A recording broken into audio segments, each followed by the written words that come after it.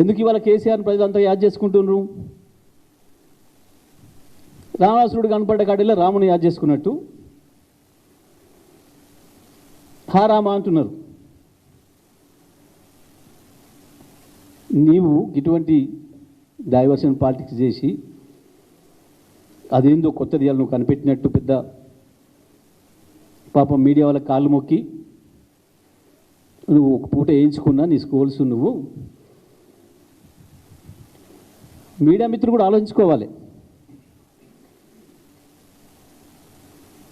ACB పేరు మీద చాలామంది పెడుతున్నారు స్కూల్స్. ఏ ఏసీబీ చెప్పింది? పెట్టుంది ఆ పేరు. CMO office leak, CM office నుంచే లీక్ అని పెట్టుండి. సీఎం ఆఫీస్ నుంచి వచ్చిందని పెట్టండి. ఏసీబీ అనేది పెడుతున్నారు. చెప్తే ఏసీబీ అధికారి కూడా మన పేరు చెప్పరు, రాయండి. ఇప్పుడు కింద మేము మాట్లాడినప్పుడు మాట్లాడిన వాక్యం రాసి కింద కేటీఆర్ లేదా హరీష్ లేదా జగదీష్ నిరంజన్ పెడుతున్నారు కదా. అట్లనే ముఖ్యమంత్రిని పెట్టుండ్రి. దానికి ముఖ్యమంత్రి ఆఫీస్ లీక్ ఇచ్చింది, ముఖ్యమంత్రిని పెట్టుండ్రి. నేను మిమ్మల్ని వేరే అంటలేను. మీకు సమాచారం ఎక్కడి నుంచి వచ్చిందో అక్కడి నుంచి పెట్టండి, తప్పేం లేదు. ప్రజలు కన్ఫ్యూజ్ చేసే దాంట్లో మీరు కూడా భాగస్వాములు కాకుండా దయచేసి. ఎవరు మాట్లాడిందైనా పెట్టాలి, మీరు వాస్తవానికి ఉన్నది ఉన్నట్టుగా చెప్పాలి, తప్పేం లేదు. మీకు ఆ లీక్ సీఎం ఆఫీస్ నుంచి వచ్చింది కాబట్టి పెట్టండి. సీఎం ఆఫీసులో ఎవరు చెప్పినది ఏం చెప్పకుండా ఏం లేదనుకోండి,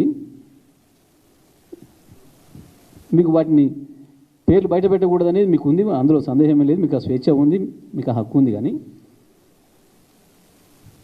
ఇవాళ ఏది చెప్తే అదే మక్కి చేస్తామని పెట్టుకుంటే కష్టమవుతుంది. మీరు కూడా దేని కొరకు ఇవాళ అప్పటికప్పుడే ఏసీబీ కూర్చుందట, మళ్ళీ ఏందో తయారు చేస్తుందట. చూడండి, అధికారి బయటకు వచ్చి చెప్పితే మేము లోపల కూర్చొని పని చేస్తున్నాం అని చెప్పితే అది ఉన్నది ఉంటే ఏంటి. సీఎం ఆఫీస్ ఇచ్చే ప్రతి చెత్తను చేసి అనవసరంగా మనకున్న క్రెడిబిలిటీని దెబ్బతీసుకోవడం కూడా మంచిది కాదు. ఉంటాయి కొన్ని, మీకు కూడా సమస్యలు ఉంటాయి.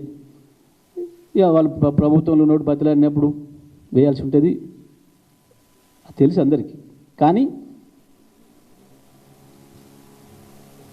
అది ఒక పెద్ద వార్త అనుకున్నప్పుడు, దానికి మీరు అంత ప్రయారిటీ ఇస్తున్నప్పుడు ఎవరు చెప్పినా కూడా ఉండాలి బాధ్యత దాంట్లో. నేను చెప్తున్నా, ఇప్పుడు సీఎం ఆఫీసు లీకులు ఇచ్చి కాళ్ళు పట్టుకొని బతిలాడింది అని కూడా నేను చెప్తా ఉన్నా. పోయింది పరువు కాబట్టి సాయంత్రం చర్చలకి గీదాన్ని దేవాలే, అసలు విషయం పక్కదారి పెట్టి, అసలు ఇవాళ జరగటమే రైతు భరోసాను పక్కదారి పట్టించడానికి. జరిగిన దాంట్లో చేసిన ప్రయత్నంలో బొక్కబొర్ల పడ్డారు కాబట్టి మళ్ళీ దాంట్లో నుంచి బయటపడడానికి మళ్ళీ ఇదొకటి,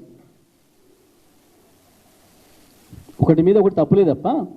నిజంగానే నేను మీ అందరికీ విజ్ఞప్తి చేస్తున్నా, 200 పేజీల డాక్యుమెంట్లు వేసింది ఏసీబీ హైకోర్టులో.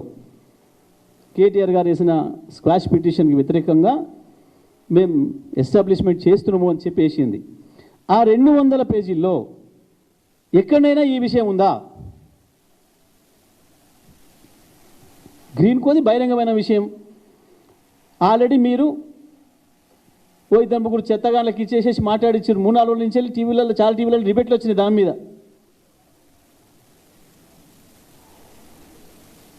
3-4 రోజులుగా ఒక టీవీలో దాని మీద డిబేటే పెట్టిండ్రు ఒక బాల మేధావితోని. 3 రోజుల కిందనే ఆయన ఒక టీవీలో వీళ్ళు ఇచ్చిన బ్రీఫింగ్ని పట్టుకొని గంట సేపు నానా తంటాలు పడి చెప్పింది, దీన్ని మాట్లాడండి. గదే వార్త ఇవాళ మొత్తం ఛానళ్ళల్లో, మెయిన్ ఛానల్లో మొదలై ఊదల కొడుతున్నారు 12 తర్వాత నుంచి.